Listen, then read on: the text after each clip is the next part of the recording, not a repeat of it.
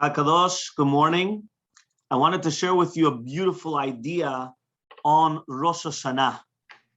Do you know that we say in the Parashat, this is talking about 1 or 2 weeks ago, we mentioned Ki tetze machaneh lo yevecha, when you're going to have an enemy coming against you.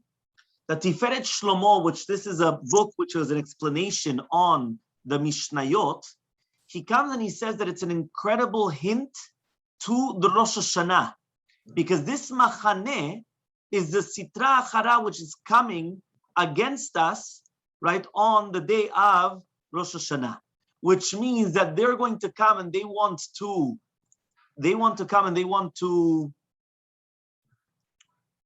we're going to see over here, right? They want to come and they want to say that this is the tum'ah which is coming. We have to fight against it. So the Gemara says like this in Rosh Hashanah, Tetzayin Amud Aleph. Melech v'tzibur. You've got a king and you've got the community. Who goes to judgment first? The melech, the king. Shneimar, as it says in the pasuk, la'aso mishpat avdo, mishpat amo Yisrael. First comes the mishpat of avdo, of his servant, which is the king. And then it's the Bnei Yisrael. So the Tiferet Shlomo says on Yom Adin, there are certain people that we come on the judgment day, on Rosh Hashanah, and we ask for things for Hashem. We ask for things from Melech Malchei Melachim HaKadosh Baruch Hu.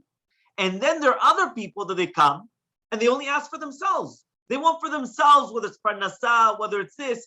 So they don't really mention about God. It's about me. What's it to do with me? That's what they say. So comes and he says, who's going to be answered first? The Melech Nichnas Tchila. So a person that comes and is asking to do with Hashem and not looking at his personal into be, so then what happens is that he's going to be answered first. And that's why Chachamim come and they say, Betoch Ami Anochi Yoshevet. What does that mean, Betoch Ami Anochi Yoshevet? We always have to be a part of a group. We have to be a part of everybody together in one unity. That is what we have to do on Rosh Hashanah and Kippur. Why? Because only when we are going to be united, so then what happens is we have a strong force. Do you know that Rav Eliashiv and Rav Shlomo Zalman Auerbach, they used to argue all the time? When I say all the time, I'm saying there was almost no halachot that they didn't argue on. But when they used to come together, they were best of friends. They were everything of friends. Why? Because that's the pasuk that we say, B'chatzotzerot v'kol shofar, hariu lifnei HaMelech Hashem. We're going to say this on Rosh Hashanah, and it's also the Perek Tehillim that we say on Thursday mornings. We say that when we're going to blow the call of the shofar or with the trumpets or the shofar, we have to blow in front of Hashem. Hariu usually means truah. Truah means to blow the shofar. It says not only truah.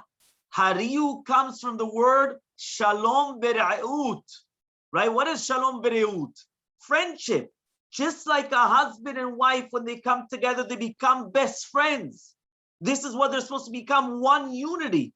So too, when we are going to come, hariu lifnei HaMelech Hashem, when we're going to blow in the shofar, we have to actually become one, united in one group to come and to serve HaKadosh Baruch Hu. That's how we have to be.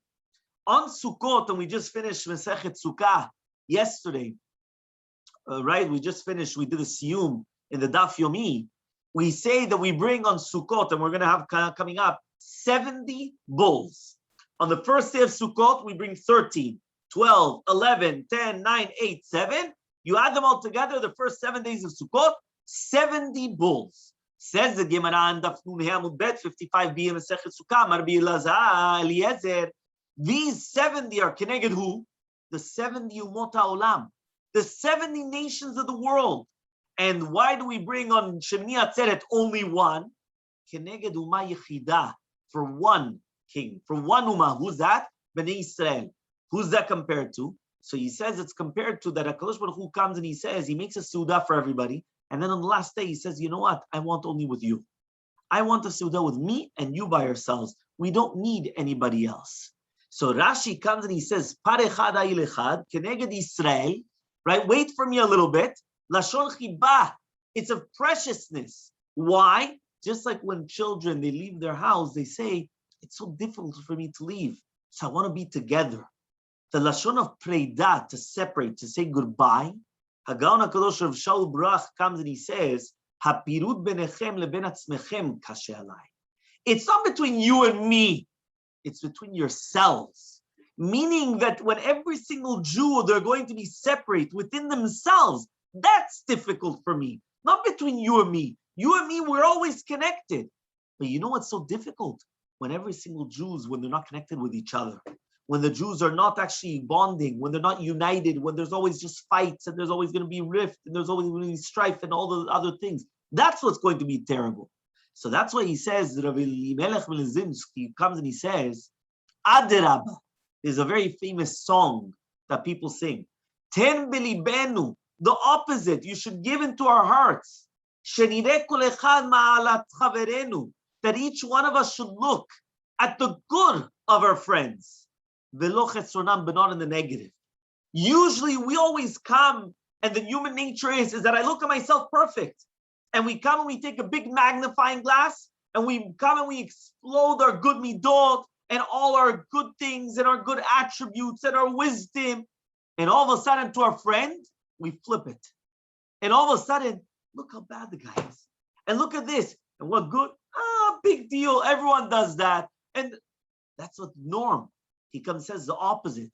We should look at every single person and only look at their ma'alot, only look at their good, the positive things that they have, and not the negative. So the Tiferet Shlomo, he comes and he says, this is also in the pasuk. Az yiranenu kol atzei ya'ar milifnei Hashem kiva lishpot et haaretz in Divrei Yamim. Right? It says atzei haya'ar is za'amei haratzot. They're like ilanei srak, the people, the normal people that they're not learning, they don't know what's going on. So what happens? These people, they're like trees that don't give up fruit, right? But they're from Bnei Yisrael. So he says, so what are we going to help then? You should always find that you're going to help in every single person. En adam she'en lo sha'ah. There's no such thing as a human being that he doesn't have his time. And every single person is needed. We just don't know always why. But everyone is important. So now when we come back and to explain that pasuk, Ki tetzeh machaneh lo'evecha, v'nishmarta mikol davar ra, when you're going to go out to your war, you have to watch yourself from everything bad. Right? V'nishmarta mikol davar ra means do not speak bad about your friends. Davar is not just anything. Davar comes from the word dibur, speaking. Don't speak bad. Look at the positives and not the negatives. And that's why David HaMelech comes and he says in Tilim Lamedalot that we say every Shabbat morning, Mi ha'ish hachavets chaim, who's the person that wants life? Ohev yamim lirot tov, that he's going to love, sing days and sing the good. Netzor lashon chamera. Just watch your mouth. If you watch your mouth, when we're going to ask on Rosh Hashana to write us in the book of life, and so what are you supposed to do? Netzor leshoncha medaber ra. Do not speak bad, do not speak negative about other people.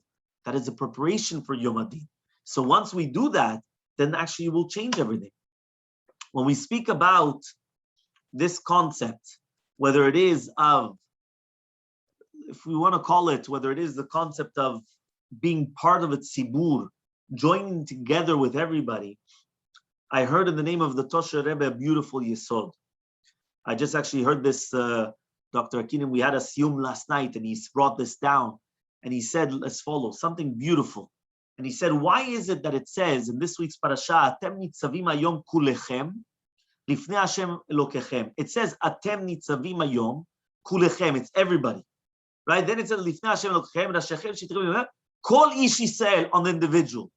So he says, why do we start, right, as everybody as a whole, and then as an individual? And the Yesod, I'm just going to bring a synopsis or summary of what he said is that every single Jew has two coins, right, to play. Two parts, integral parts of our Judaism. One is our individuality. But number two, it's being part of the whole. The individuality, we're not supposed to lose our individuality. Every single person is unique. Whether it's every single tribe was unique, every single human being is unique, and everyone has something that cannot do something else. Which means that every single person, whether it's going to be their talents, whether it's going to be the way that they act, they're different. So you could use it in a different way. What we have to do is every single person with their uniqueness has to serve HaKadosh Baruch Hu. But on the other hand, we have to be part of the whole. it doesn't exist, Judaism, without being part of a whole. We have to be part of a group. If you realize everything is part of a group, right? Whether it's going to be that you're going to need a minyan, you need 10 people, whether it's everything that we do in Judaism, it doesn't work by itself. How are you doing Judaism by itself? Tzedakah always has to be with another person. Everything is mishloach manot, matanot levyonim, everything. Everything is always has to do with somebody else. It's not just by yourself. It's not a religion that you just come and, you're just by yourself. It's always together. Korban Pesach was always with a bet avot. Everything was together. Everyone was a family. That's the way that it was built upon. And therefore, our mission, what we just have to understand is that in order for us to come and to be protected on Rosh Hashana, we have to associate ourselves to a group. We have to make sure that not only we're associated to a group, that the group needs us. We're doing everything for the klal. We're doing everything for the group, because now we're not judged anymore like an individual. We're judged like the group. And the group is much better. We always give the mashal that if you go inside of the United States, right, and you go on a bus, now, usually, nowadays, probably things also changed. So 9/11, after all the things, but usually they would come, they would even look at the outside of your passport. They didn't even open up your passport. Why? Let's say you had a Canadian passport, you're coming into America, you see it, and that's it. Once upon a time, I still remember the days that you could even use a license. You didn't even need the passport to come into the US. Yeah? So what happens? You come, you show, it could be somebody else's passport. I could be holding my brother's passport, my brother could be holding my father could be holding my mother. It doesn't matter. But why? Yalla, there's a lot of people, boom, go in. But what happens if you're coming by yourself? You're coming by yourself, they're going to open up. They're going to check. Is it you? Is it expired? Who is it? Who are you? They're going to check. Because when a person comes by themselves, there's much more scrutiny that they're going to check you. If it's much more in a bigger picture, then there's much more room for leeway to say, okay, fine, you know what, yalla, go, next. Or you're going as a group. You're part of them. Go ahead. Once you're part of a group, you have special connections. If you're by yourself, you're going to have to wait the line. And then you get judged by yourself. Our mission in Rosh Hashanah is to be united, number one, but also to be part of a group. Because once you're part of the group, that's when you're going to have a lot of success. Bezrat Hashem. Kal Kadosh, as part of this, we wanted to continue with a beautiful Gemara in Rosh Hashanah. The Gemara in Tet Zayin Amud Aleph says, on Rosh Hashanah, every single human being is going to be judged kibnei maron. As it says in the Pasuk, Yutzer Yachal Libam, Amavin Kol Ma'asehem. What is bnei maron? What is that? So therefore, it says over there, Hacha Targima kibnei imrana. Kibnei imrana is like the sheep. The Shakish says, Kima'alot bet maron. And Rabbi Yehuda Amar Shmuel says, Chaylo bet David, which means like this. Either it's like the sheep. When you come and you take ma'aser on sheep, what do? You have one by one going out, and on the 10th sheep, you come and you put a big red X, right? But you have to make sure that the sheep could only go in one by one, because if you have two, you're going to lose the count. So you have to make it very narrow, and it's one by one. The second one was Ma'alot bet Maron. Ma'alot bet Maron is that over there, basically, the concept is that you have a very, like a tightrope, right? A very thin rope, a very thin place, and down beneath you, right, is the abyss, right? Is nothing. Mamash, imagine you're looking down, you see all the way down, hundreds of feet. So you have to go one by one. You can't, and you're not going to run. You have to go little by little. The last one, Rav Yehuda Amar says, what is Chaylot Shebet David? When they used to count the soldiers going out to war. Now the question is, what exactly is it coming to teach us, right? In these three different mishalim, there's three parables here, either like the sheep, like the tightrope, or that you're walking on a very thin, narrow area, or like the army. So they say that these three mishalim are coming to teach us three different sides of the justice, three different sides of how we are going to be judged. What does that mean? Kibnei imrana is that even though the sheep by nature, they come and they always go as a group, but each one only worries about themselves and they don't have an influence on the other ones, which means that the other one does not become bad, or he doesn't care about the other one. And that's a dina rishon, which means Adam niton al atzmo, on himself, on the individual. Whether you have zechuyot or chas v'shalom, the opposite.